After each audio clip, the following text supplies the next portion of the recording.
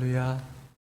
네, 반갑습니다. 오늘 또 이렇게 오후 예배에 여러분들을 만나고 말씀으로 섬길 수 있게 하셔서 감사를 드립니다. 오늘은 오후 예배이기 때문에 특별하게 우리가 그동안 좀 시간을 가지고 원래는 생각을 해야 되는 부분인데 그래도 잠깐이라도 한번 생각을 해보면 좋을 주제를 여러분들과 나누기를 원합니다. 제 사진 오랜만에 한번 보여드립니다. 네. 자, 오늘은 원래는 성경과 선교라는 주제인데 그걸 좀 풀어서 설명하면 선교를 말하는 성경이라는 제목으로 말씀을 나눠보려고 합니다. 여러분들은 성경 어디에 선교가 이야기되고 있다. 이거는 선교를 말하는 거구나 라고 말하는 성경 구절이 혹시 묻는다면? 네? 사도행전 1장 8절. 예, 좋습니다. 또? 네. 한 절 나오고 조용해지시나. 우리 선교하는 교회에서는 그래도 몇 구절 알아야죠. 그죠? 네. 한번 생각해 보시면 좋겠어요. 과연 성경 어디에 선교를 이야기하고 있는가? 우리가 이제 선교에 집중을 그동안 참 오랫동안 해왔는데 그런 교회에서는 어느 정도 지식이 있어야 된다고 생각을 합니다. 성경의 메시지를 우리가 들으려면 굉장히 쉬운 것 같지만 사실은 쉽지 않아요. 왜 그러냐면 이 성경을 해석하는데 여러 가지 문제가 발생하기 때문에 그렇습니다. 자, 제가 한번 이 사진을 보여드리게 됐는데요. 자, 위에 선이 더 길어요? 아래 선이 더 길어요? 예, 노련하신 분들은 똑같아요 라고 하지만 보이는 건 위에가 더 길게 보여요. 보이는 대로 살면 안 되는 거예요. 믿음으로 살아야지. 자, 선이 평행입니까? 삐뚤빼뚤합니까? 예, 그렇죠. 믿음으로 말하시는 분은 평행이다. 사실을 말하는 거고 보이는 대로 말하면 삐뚤빼뚤. 우리는 보이는 대로 사는 사람들이 아니죠. 말씀을 따라. 예, 말씀이 그렇다고 하면 삐뚤빼뚤 보여도 안 삐뚤삐뚤입니다. 이렇게 믿는 게 우리 그리스도인들. 자, 두 중앙의 원이 오른쪽이 더 커 보여요? 왼쪽이 더 커 보여요? 네, 똑같죠. 근데 더 커 보입니다. 조그만 원이 밖에 있는 이게 눈이 가지고 있는 한계예요. 우리가 잘 보는 것 같지만 틀리게 보고 그것을 사실이라고 믿고 살죠. 말씀을 보는데도 이런 착시 현상들이 발생을 합니다.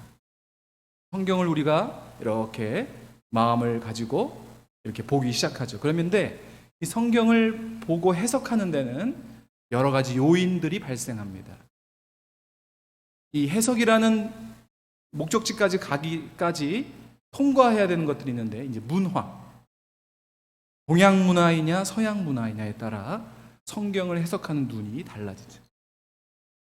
환경, 내가 지금 좋은 환경에 있는가 안 좋은 환경에 있는가에 따라 성경을 보는 눈이 달라져요. 마음도 달라집니다.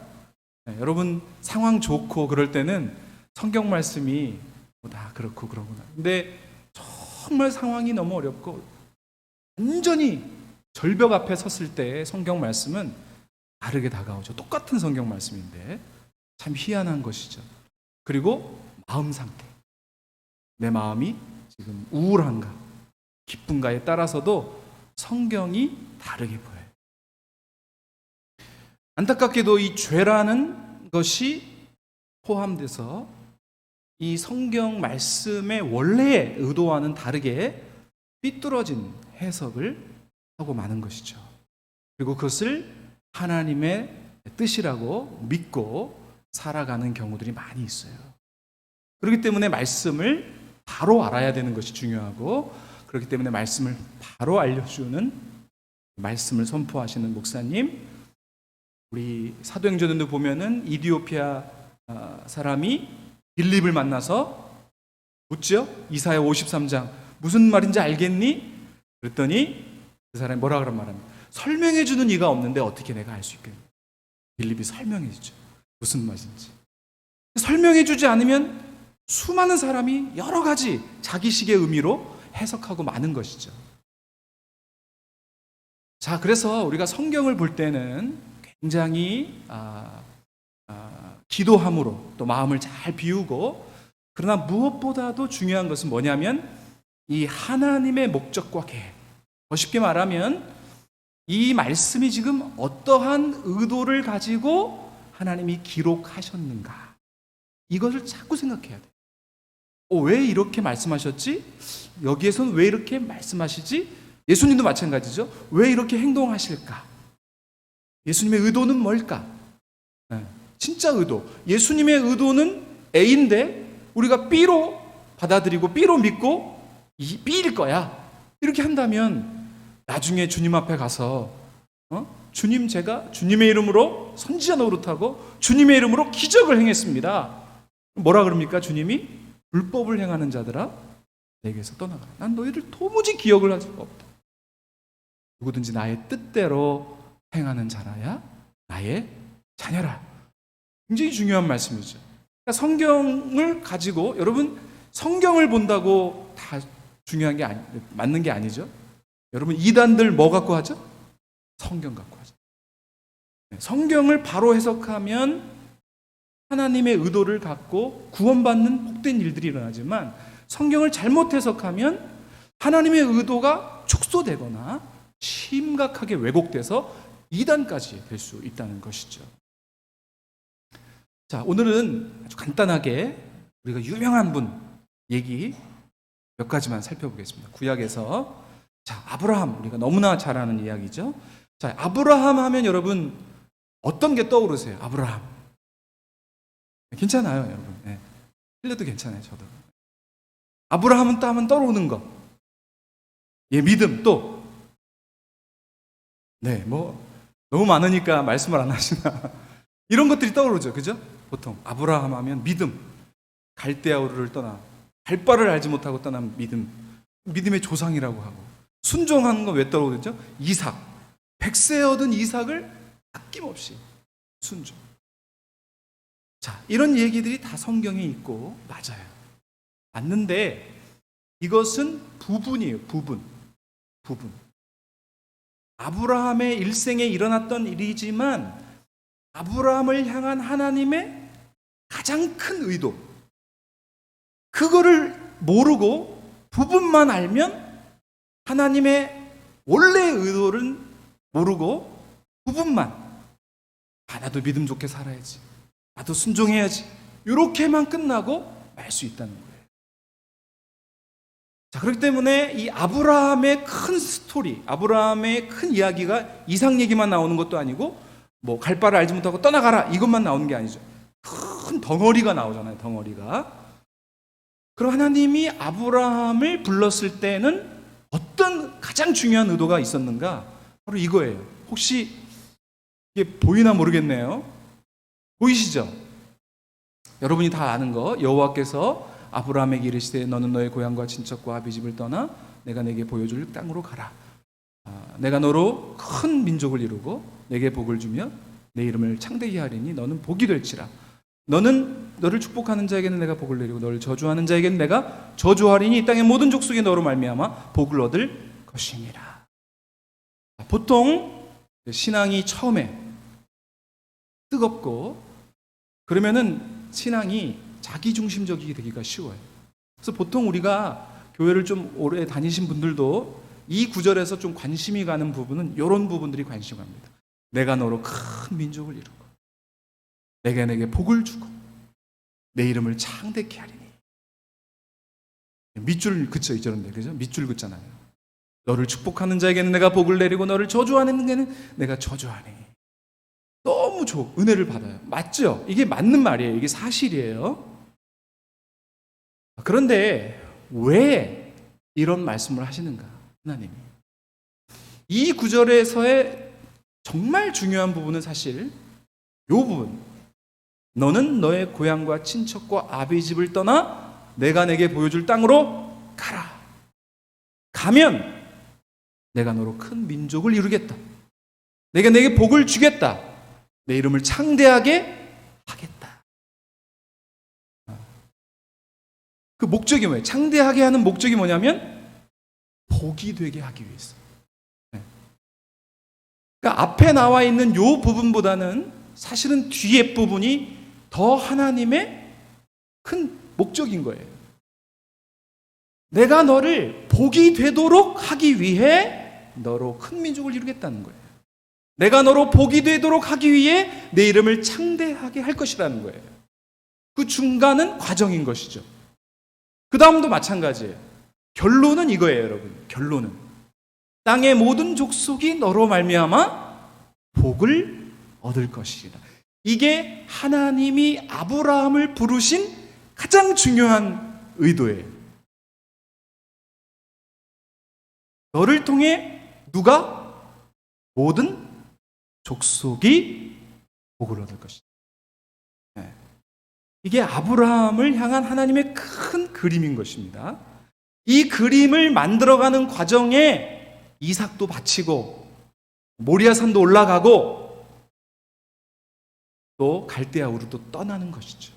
왜 그런 일들을 다 행하시는가? 결국은 아브라함을 통해 땅의 모든 족속이 복을 얻게 하기 위해서. 여러분, 이것은 결국은 선교를 말하는 것이죠. 온 열방에 하나님의 복이 흘러가는 것.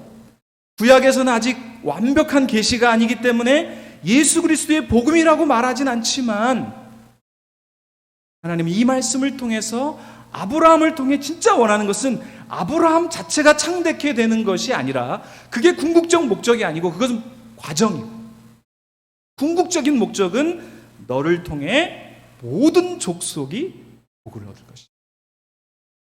하나님은 모든 열방의 하나님의 백성들을 구원하기를 원하신다는 것이죠. 이게 원래 의도예요, 여러분. 이게 제가 선교사에서 그렇게 유도하는 게 아니에요, 여러분. 여러분들을 선교로 유인하는 게 아닙니다. 성경을 그대로 읽으면 자연스러운 결론은 하나님이 아브라함을 모든 족속에 복을 주기 위해 한 사람을 택하신 것이고 우리는 여기서 우리를 구원하시는 하나님의 의도도 발견하게 되죠. 우리를 구원하시는 하나님의 의도. 이게 뭘까? 생각해 봐야죠.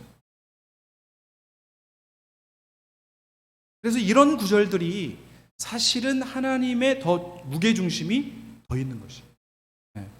이런 걸 모르고 내가 원하는 말씀만 밑줄 긋고 살아가면 하나님의 큰 의도를 따라서는 못 사는 것이죠. 안타깝게도. 결론은 뭐예요? 아브라함을 통해 모든 열방의 족속들이 복을 받을 것이다.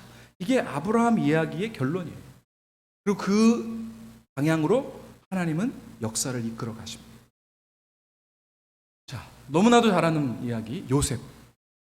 요셉 하면 여러분 어떤 교훈이 떠오르세요? 요셉. 괜찮아요, 여러분. 네, 초등부 여러분 어떤 것 떠오르세요? 요셉 하면. 네? 꿈. 그렇죠. 꿈 좋습니다. 꿈이 이루어지죠. 그죠? 여러분 꿈이 왜 하나님이 꿈을 주셨는지 생각해 보셨어요? 그거가 더 중요한 거잖아요. 꿈이 이루어지고 꿈을 줬다. 꿈이 이루어졌다보다 더 중요한 것은 왜 줬나? 하나님이 왜 주셨는가가 더 중요한 것이죠. 거기에 진짜 하나님의 목적이 있는 것이죠. 그죠? 보통 요셉을 생각하면 순결, 보디발의 아내의 유혹에 뿌리치고 하나님이 나를 보시는데 인내, 감옥에서 인내하며 그리고 결국에는 성공하는 총리까지 올라가는 그래서 그런 스토리를 가지고 어린아이들을 도전하기도 하고 나는 마침내 성공하게 될 거야 이런 믿음을 갖기도 합니다. 그런 이야기가 다 있는 건 사실이에요.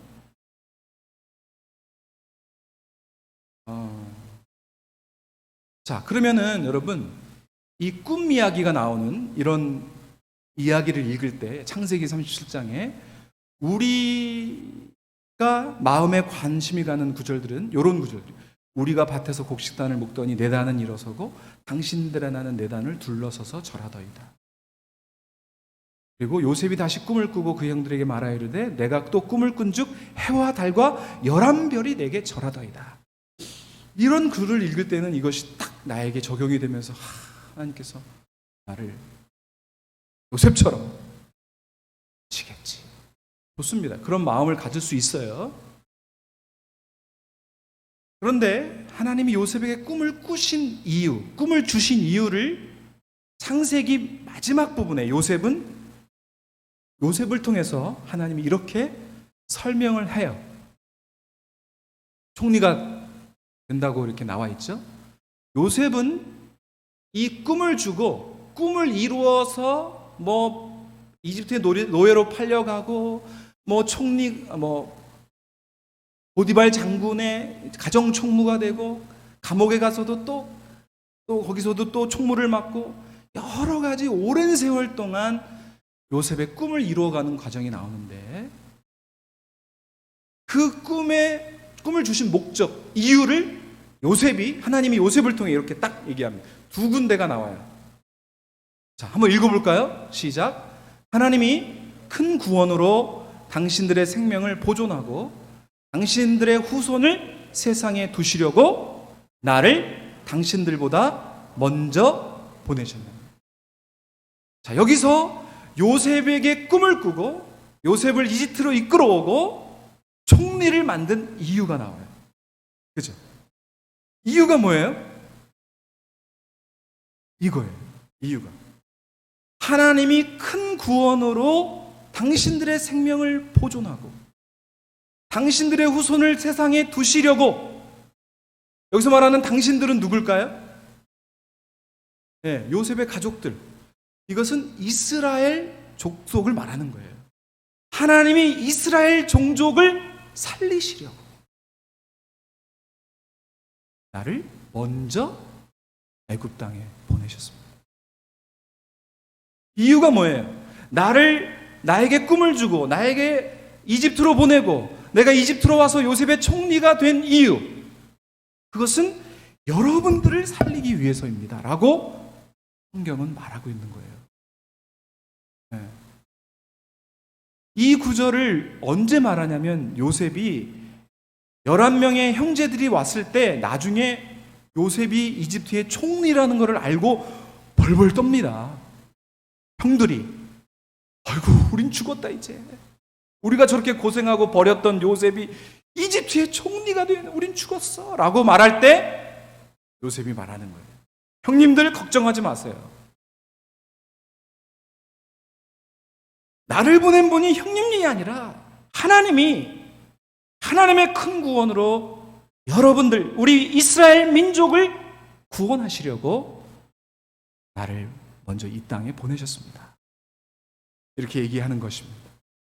자, 두 번째 해석은 창세기 50장 20절에 나와요. 이건 어디에 나오냐면 이제 야곱이 죽어요. 나이가 들어서. 야곱이 죽을 때가 돼가 오니까 형님들이 또 벌벌 떠는 거예요. 왜? 그동안은 요셉이 아버지를 봐서 우리를 살려줬다. 근데 이제 아버지 돌아가시면 이제 우리 아마 죽일 거야. 그래가지고 벌벌 떨면서 무서워하니까, 그러면서 요셉의 형들이 요셉한테 다 우르르 몰려와가지고 뭐라 그런지 알아요? 요셉, 너는 못 들었겠지만 아버지가 이런 유언을 하셨어. 형들 건드리지 말라고. 사실 그런 거 안 했거든요. 그랬더니 요셉이 이렇게 말하는 거예요. 형님들 걱정하지 마세요. 형님들은 나를 해하려 하였으나 하나님은 그것을 선으로 바꾸사 오늘날과 같이 많은 백성의 생명을 구원하게 하시려 하셨다. 이게 목적이에요. 창세기의 결론, 요셉 스토리의 결론이 뭐예요? 여기서 말하는 오늘과 같이 많은 백성은 이스라엘 종족만을 말하는 게 아니에요. 누구까지 포함해요? 이집트의 사람들까지 포함합니다. 요셉의 정책을 통해 7년 가뭄, 7년 풍년, 7년 가뭄, 7년 풍년 기간 동안에 거둬들인 곡식의 일부를 저장해 놓죠. 그리고 나중에 7년 가뭄이 왔을 때 그걸 풀기 시작합니다. 그 일로 인해 이집트의 사람들이 다 죽지 않고 살게 돼요. 그러니까 하나님이 나를 이곳에 보내신 이유는 첫 번째, 이스라엘 백성들을 보호하기 위해, 이스라엘 족속들을 살리시기 위해, 두 번째, 이집트의 모든 사람들을 살리시기 위해. 그럼 이것도 결국은 선교 메시지입니다.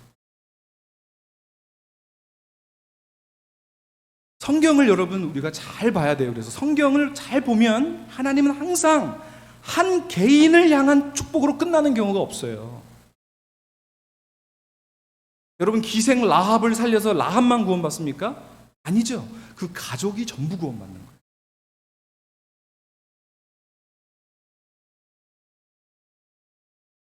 하나님은 우리를 살리셔서 나만 구원받고 끝, 이게 아니라는 것이죠. 하나님의 궁극적인 의도는 우리를 통하여 우리 주변의 이웃들이, 우리 민족이, 나아가서는 온 열방이 구원받기를 원하시는 것이 성경 전체에 흘러가고 있는 하나님의 의도다. 네. 그래서 선교는 절대로 누군가의 특정한 사람의 주제가 아닌 거예요. 성경을 성경 그대로 읽으면 거기에 선교가 계속 나와. 근데 우리가 왜 그걸 못 봤느냐? 내 중심적으로만, 내 개인적인 복만 생각하니까 이게 보이지를 않는 거예요. 하나님이 왜 요셉을 축복하시는지, 하나님 왜 아브라함을 부르시는지를 모르고 우리의 개인적인 믿음과 헌신, 조금 더 발전하면 우리 교회, 이 정도.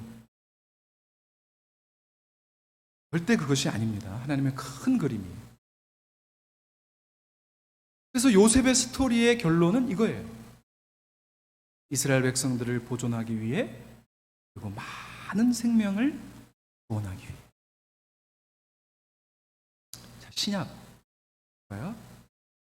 신약에 우리는 이제 예수 그리스도 이야기가 나오는데, 우리가 잘 아는, 한번 읽어보겠습니다. 시작. 그러나 너희는 택하신 족속이요 왕같은 제사장들이요 거룩한 나라요 그리에 소유된 백성이니 이는 너희로 어두운 데서 불러내어 그의 기이한 빛에 들어가게 하실 것이라.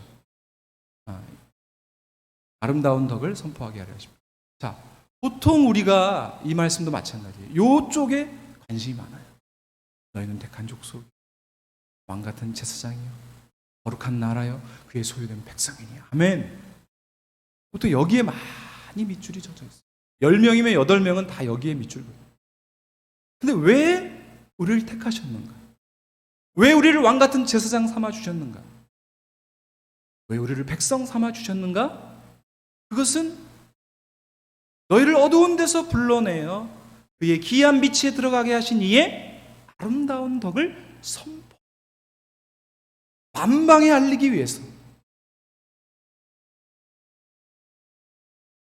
그게 예수 그리스도의 구원의 목적이다 라는 것입니다. 그렇기 때문에 여러분, 우리가 성경을 전체적으로 하나님의 뜻을, 의도를 따라 읽어야 됩니다. 근데 한국 교회가 아직도 여전히, 제가 다녀보면 이 중심, 개교의 중심. 그러나 성경의 메시지를 아는 이상 그게 아니다라고 알려줘야 되는 것이죠. 다니는 것입니다. 그게 아닙니다. 여러분 복받게 하기 위해 예수님이 죽으신 게 아닙니다, 여러분. 여러분만 구원하기 위해 예수님이 십자가에 못 박혀 돌아가신 것이 아닙니다, 여러분. 예수님의 궁극적 의도를 아십시오. 외치는 것이죠. 듣든지 아니 듣든지. 우리가 이거 잘 알잖아요. 예수님이 유언 같은, 그러므로 너희는 가서 모든 민족을 제자로 삼아 아버지와 아들과 성령의 이름으로 세례를 베풀고 내가 너에게 분부한 모든 것을 가르쳐 지키게. 여러분, 이것도요, 결국은 구약에 나오는 여호수아의 땅 정복 명령이 신약으로 바뀐 거예요. 수많은 땅을 정복하도록 하시죠. 여호수아를 통해. 근데 이제 신약에서는 예수님을 통해 모든 종족을 복음을 증거하게 하라.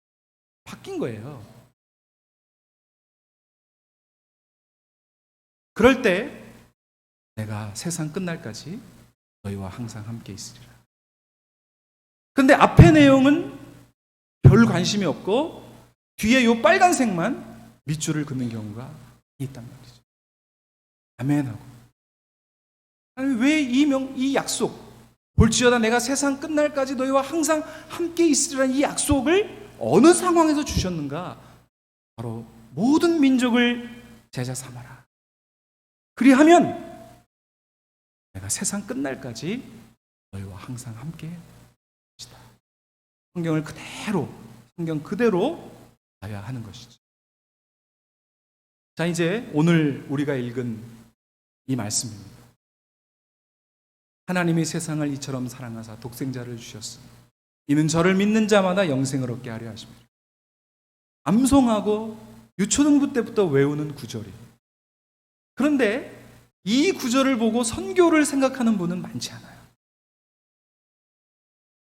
보통 이 구절, 하나님이 세상을 이처럼 사랑하사 독생자를 구웠으니 누구든지 예수 믿으면 멸망치 않고 영생을 얻게 하시리라는 이 말씀을 읽을 때 가장 많이 적용하는 것은 나를 사랑하사, 하나님이 이처럼 나를 사랑하사 독생자를 주셨으니, 이렇게 많이 해석해요. 근데 여러분, 성경은 나라고 되어 있지 않고 뭐라고 되어 있어요? 세상. 여기서 말하는 세상은 어디일까요? 용산구일까요? 대한민국일까요? 온 세계. 유초등부 1, 2학년짜리들도 외우는 이 성경 구절 안에 아주 명백한 선교의 갈망과 열정이 딱 박혀 있는 거예요. 하나님이 세상을, 하나님이 온 열방을 이처럼 사랑하사. 이렇게 해석해야 맞는 거예요. 온 세상을, 전 세계에 흩어져 있는 하나님의 모든 백성들을 이토록 사랑하사. 어느토록? 독생자를 주시기까지 사랑하사. 예수 그리스도를 십자가에 못 박게 하셨으니 이는 저를 믿는 자마다, 세상에 있는 모든 하나님의 백성들이 예수를 믿고 영원한 생명을 얻게 하시려고 십자가에 못 박혀 돌아가신 것이다. 아멘. 이렇게 봐야 맞는 해석이죠. 이렇게 봐야 원래 하나님의 의도죠. 이게 하나님이 나를 사랑하셔서 십자가에, 이게 뜻이 있지만, 그 뜻이 있죠, 이 안에. 그냥 점 같은 거죠. 그건 점. 물론 저는 하나님이 세상을 사랑하는 게 100이라면 그럼 나는 0.1 정도 되나? 이런 건 아닙니다. 하나님 나를 100으로 사랑하시고 세상에 있는 모든 하나님의 구원받을 백성 한 사람 한 사람을 다 100으로 사랑하시는 것이죠. 내 이웃을 내 몸과 같이 사랑하라고 하신 그 대계명을 이루기 위해서는 우리는 반드시 복음을 증거하고 아직도 복음을 듣지 못한 민족들에게 복음을 증거해야 된다는 이 큰 하나님의 의도를 잊지 마시기를 부탁드립니다. 여러분, 철이 든다는 것은 부모님의 의도를, 부모님의 의중을 읽어내는 것이에요. 어렸을 때는 자기밖에 몰라요. 그러나 나이가 들수록, 신앙생활이 오래될수록 이제는 하나님이 무엇을 원하시는가를 알고 거기에 뜻을 지어야 됩니다. 그래서 여러분, 그리스도인은 성경 전체로, 오늘 3가지만 봤지만 제가 얼마나 많은 것을 보여드릴 수 있어요. 아, 이게 선교였구나. 구원 목적 자체가 선교적이고 존재 목적 자체가 선교적. 그리스도인의 자체가 목적이, 그리고 그리스도인의 창조 목적 자체가 이타적이. 이기적인 크리스찬은 사실은 성경적이지 않아요. 이기적인 크리스찬, 그건 말이 성립이 안 돼요. 그것은 이기적인 그리스도라고 말하는 것 같은 거예요. 그리스도가 이기적이다.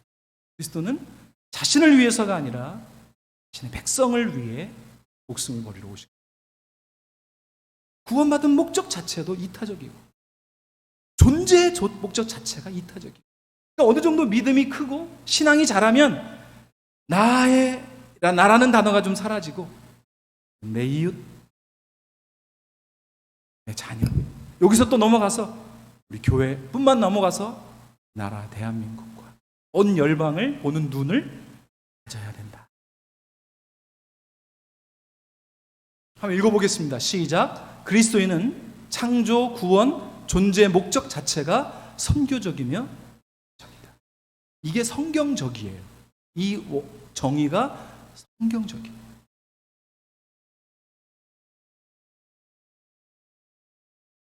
저는 그래서 이렇게 큰 하나님의 의도를 읽지 못하고 부분적인 성경 구절만 택해서 약속으로 믿고 죽을 때까지, 하나님 앞에 설 때까지 자기중심적으로 살아가는 것, 그것을 저는 어린아이 신앙이라고 이야기하고 싶습니다. 어린아이 성경 읽기는 자기중심적이에요. 항상. 여러분 성경 읽을 때 하나님이 나에게 뭐라고 말씀하시는가? 가만 생각하면 아직도 하나님 우리 교회를 향해 뭐라고 말씀하시는가 생각해 봐야죠. 하나님이 이 민족을 향해 뭐라고 말씀하시는가? 하나님이 이 온 세상을 향해 무엇으로 말씀하시는가? 점점 범위가 넓어지는 것이죠.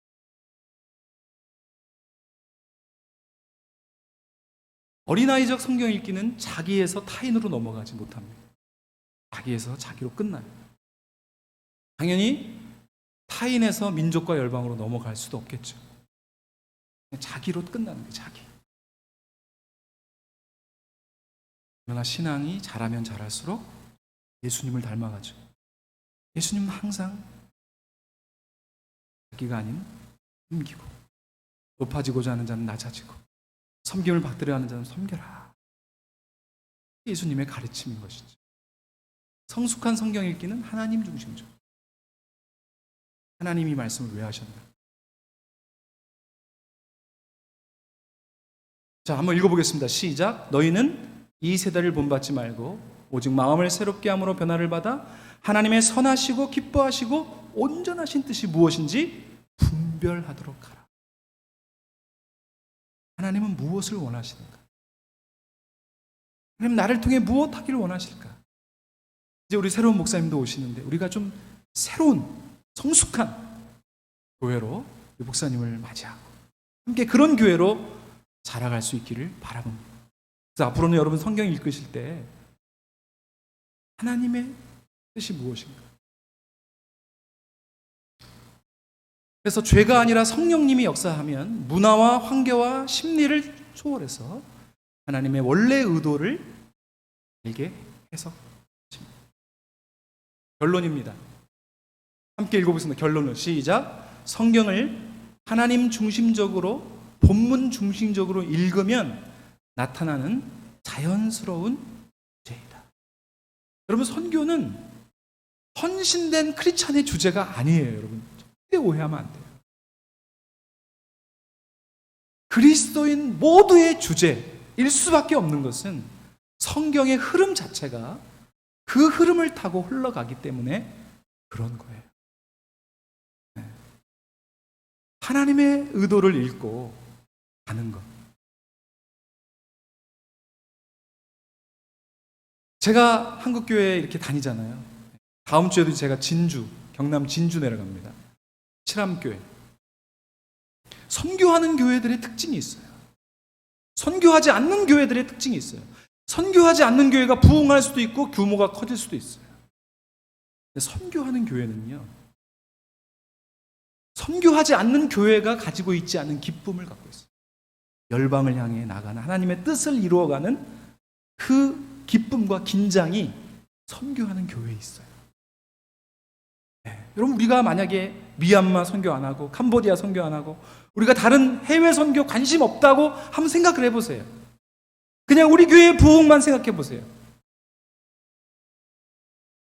우리는 다른 나라의 선교지에 벌어지는 일들을 놓고 기도하지 않을 것입니다. 여러분, 선교지를 놓고 기도하는 것은 축복입니다, 여러분. 우리에게 축복이에요. 북한을 놓고 기도하는 것은 축복이에요. 아프가니스탄에 핍박받는 크리스찬들을 위해 기도하는 것은 축복이에요, 우리에게. 우리를 각성시키고 우리가 어떻게 살아야 되는지를 도전하게 돼요.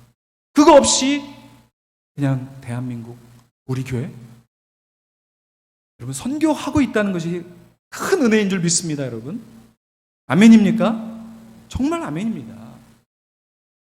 수고하셨습니다. 말씀을 마치고요. 여러분, 12 사도들이 나중에 예수님 돌아가신 이후에 80% 이상 선교지로 흩어졌습니다. 네. 2-3명 예루살렘에 남고 다 선교지로 흩어졌어요. 그리고 그곳에서 순교했어요. 끔찍하게.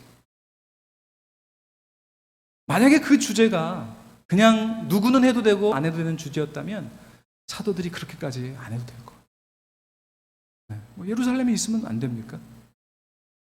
근데 역사를 보세요. 나중에 혹시 누군가가 그 강의를 할 수도 있겠지만 전부 80% 이상이 선교지에서 복음을 증거하다가 순교하셨어요. 아무쪼록 우리 교회가 주님 오시는 그날까지 주님이 주신 이 선교 명령, 네. 한 축 선교, 한 축 사랑, 이웃사랑과 선교, 한 축 잘 지켜나가는 우리 교회가 되기를 주님의 이름으로 축복합니다.